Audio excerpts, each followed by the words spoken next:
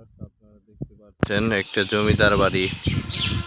আসলে মানুষে কিন্তু আল্লাহ যেভাবে বানায় মানুষকে, তার চেয়ে সুন্দর করে আল্লাহ মানুষের ক্ষমতাকে দিয়ে দিয়েছে।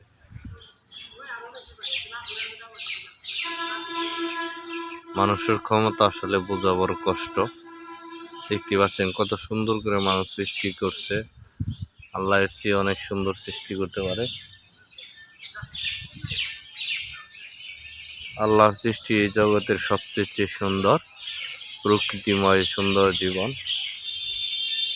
প্রতিটা মানুষের আল্লাহ ও তার রাসূলের প্রতি বিশ্বাস স্থাপন করা ঈমান।